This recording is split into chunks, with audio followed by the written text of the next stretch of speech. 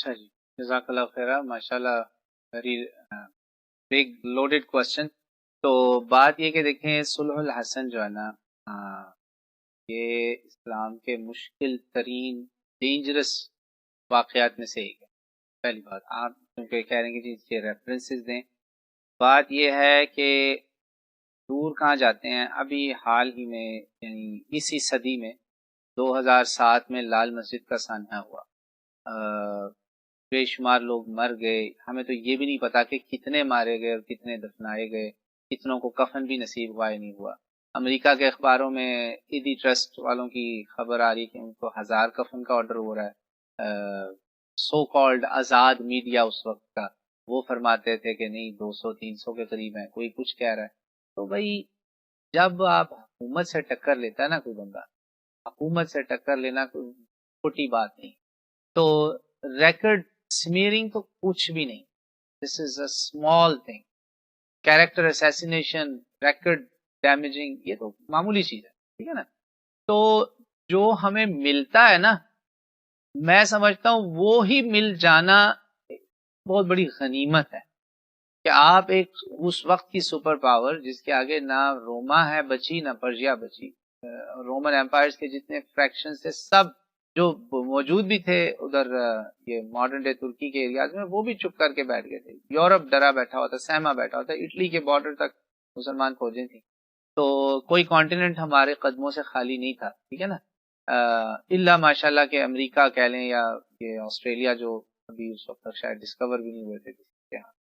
تو اس لیے صلح حسن کے اوپر جو یہ آپ نے یہ جو سوال کیا نا، انفارچونیٹلی یہ اہل حدیث دوستوں میں صرف وہ طبقہ جو اصل میں ان کا فرقے کا نام ہے جامی، یہ جامی فرقہ ہے جو باقاعدہ ان کو ریکروٹ کیا گیا ہے. ان کا کام ہے حکومتوں کو محفوظ کرنا، حکومتوں کو بچانا، اور یہ اس کی باقاعدہ یہ یعنی اس کو اپنا ایک ریلیجس ڈیوٹی سمجھتے ہیں. یہی لوگ یہاں کوئی ناسبی حسینی کا چکر نہیں ہے، ان کا بڑا مشن ہے کہ انہوں نے طاغوتی حکومتوں کی حفاظت کرنی. یہ وہاں سے سوال آتا ہے. سب سے پہلے پاکستان میں جن لوگوں نے یہ سوال اٹھایا میں ان کو بھی بڑی اچھی طرح جانتا ہوں. درخت جب تک اپنی جڑوں میں رہتا ہے نا، جڑوں کے ساتھ وہ زندہ رہتا ہے. الحمدللہ my roots are still in Pakistan. علماء کے ساتھ میرے رابطے ہیں، جب جاتا ہوں ملتا بھی ہوں الحمدللہ، but not with famous people media میں کہ وہ اس طرح نہیں.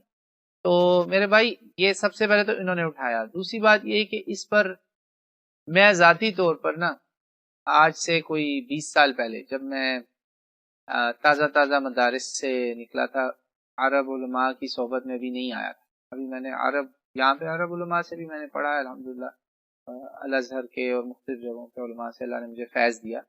تب تک صلح حسن پر نا جب میں فریش نکلا تھا وہاں سے، آج سے 22 سال پہلے، چھوٹی عمر تھی میری بہت تب، I was a ten ager, تو مجھے بھی شکوک و شبہات تھے بہت سارے.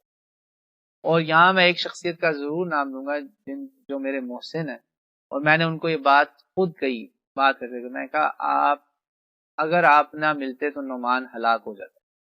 میں نے ان کو یہ بات کی، سمجھ رہے ہیں کہ آپ نے مجھے صلح حسن پہ بہت بڑے بھنور سے نکال دیا، کیونکہ اس کا ایک غلط رزلٹ جو نکلتا ہے نا، صلح حسن ہے وہ تو سب جانتے ہیں، بس اس کی شرائط پہ لوگوں کو نا وہ پھنسانے کی کوشش کرتے ہیں لوگ. تو اس پر I think one of the best reference ابھی بھی زندہ ریفرنس ہے وہ. آپ نا مولانا اسحاق کو اچھی طرح تسلی سے سنیں. ان کے شاگرد خاص جناب ملک کاشف صاحب، انہوں نے صلح حسن پر لا تعداد خطبے اور ریفرنسز کے انبار لگا دیے ہیں. آپ وہ اسٹڈی کریں، ان کو سنیں، ریفرنسز نوٹ کریں، حوالے چیک کریں. کوئی مسئلہ ہو تو آپ پوچھیں، مجھ سے بھی آپ پوچھ سکتے ہیں. میں اس وقت تو نہیں نا حوالے لے کر بیٹھا ہوں کہ یہاں پہ جی صلح حسن نے کتاب پکڑو جی میں حوالے دیتا ہوں، تو I don't have it handy right now.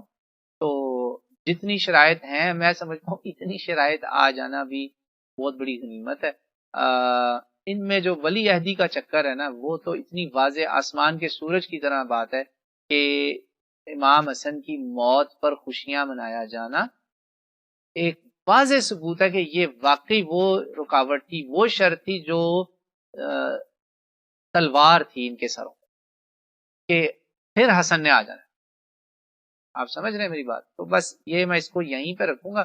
اس پر آپ نا میرے خیال ہے انہوں نے 8-9 خطبات دیے ہیں ملک کاشف صاحب نے صلح حسن پہ، بہت زیادہ تعداد میں. تو وہ آپ اس پہ دیکھیں، مولانا اسحاق نے واقعی میں بڑے بڑے عقدے حل کیے ہیں صلح حسن کے اوپر، جو میں جانتا ہوں خود بہت سارے شیعہ بھائیوں کو بھی سمجھ نہیں آتی تھی. بڑے بڑے ذاکر امام حسن کا تذکرہ کم کرتے ہیں، ان کو سمجھ نہیں آتی کہ اس صلح کو کیسے جسٹیفائی کریں. جی حسین بھائی، I saw your hand going up. Bismillah. So I'm done basically. That's all I would like to say on Sulh Hasan.